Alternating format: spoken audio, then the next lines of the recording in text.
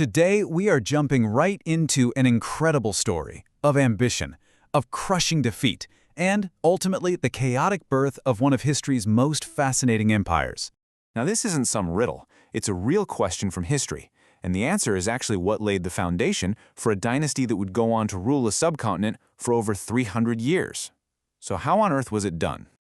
Well, to find that answer, you have to meet the man who was leading that smaller army, a prince who had already lost his own kingdom, but was dreaming of conquering something so much bigger. So this is him, Zahir-ud-Din Muhammad, though pretty much everyone knows him as Babur. Now, as a descendant of the legendary conqueror Timur, you could say conquest was in his blood.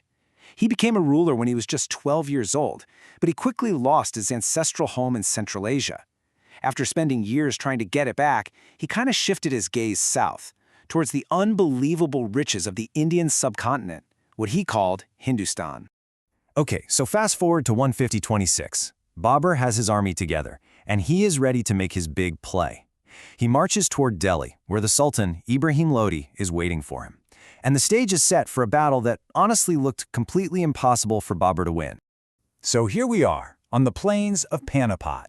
You've got Babur's small, tough army of about 10,000 soldiers staring down Ibrahim Lodi's massive force. We're talking something like 100,000 men, plus a whole bunch of war elephants. I mean, on paper, this should have been an absolute slaughter. So how did the little guy win? It just doesn't seem logical. But the key to this whole battle, and really the key to the beginning of this entire empire, is that victory wasn't about who had more soldiers. It wasn't about pure brute force. It was about something else entirely. You see, Babur had a secret weapon, a real game changer. His army was one of the very first in that part of the world to use cannons and firearms in the field. The sound, the sheer power of the cannons absolutely terrified Lodi's war elephants. They panicked, they turned around, and they trampled their own soldiers. This one tactical advantage completely shattered the larger army and won Babur the throne of Delhi. But here's the thing about Babur. He was more than just a conqueror. He was trying to be a founder. He laid out some core principles for his new empire. He wanted a strong central ruler that everyone obeyed. He wanted a united empire, one that wouldn't get torn apart by religious fighting. And he wanted a justice system that actually respected the different laws of all the communities he was now in charge of. He was trying to build something that would last. But Babur died only 4 years after that incredible victory. And now our story shifts from the triumphant founder to his son, Humayun, an heir who would come dangerously close to losing everything his father had built. This is Nasir-ud-Din Muhammad Humayun. He inherited this brand new Mughal Empire at just 23 years old.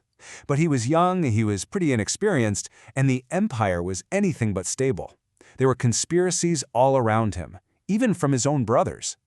And to make matters so much worse, Humayun had a major rival, Sher Suri. Now this guy, an Afghan general, was basically everything Humayun wasn't at the time. Sher Shah was a brilliant general and a masterful administrator, and he looked at the struggling young Mughal Empire and thought, I can take that. And in 1540 he did. Sher Suri defeated Humayun in battle. The new emperor had to run for his life, leaving behind his father's hard-won empire. Just like that, he became a king without a kingdom, forced into exile. And it would stay in exile for 15 long years. Just think about that for a second. A decade and a half. All that time wandering in Persia and Afghanistan, a king with no one to rule, just hoping for some kind of miracle, some chance to get his father's throne back. So, while Humayun was gone, what was Sher Shah up to? Well, in a reign that lasted just 5 years, he proved to be an absolute administrative genius. He completely reformed the tax system, created a new silver currency, and massively upgraded the trade and communication routes all across the subcontinent. And this right here is probably his most famous achievement, the Grand Trunk Road. This was a massive infrastructure project connecting the farthest corners of the empire, all the way from Central Asia to Bengal.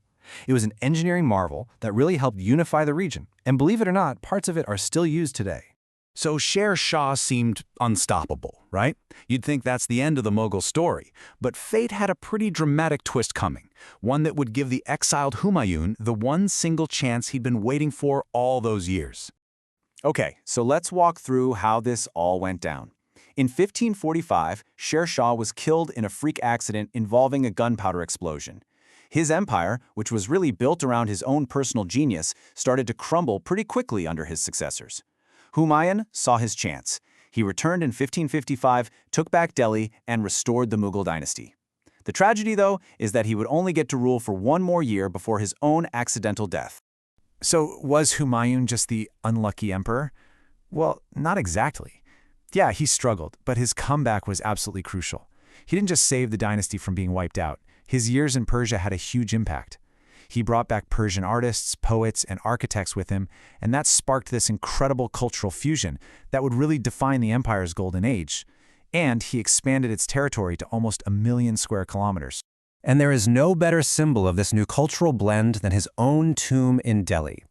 It was one of the very first of these grand garden tombs on the subcontinent, a true masterpiece of Persian-inspired design, and it really set the stage, architecturally speaking, for all the Mughal wonders that would come later, including the Taj Mahal. So, the empire was saved, twice. First by Babur's cannons, and then by Humayun's sheer persistence. But with Humayun's sudden death, the fate of this huge, still shaky empire fell to his successor. And that leaves us with one last massive question. Could a 13-year-old boy possibly hold it all together?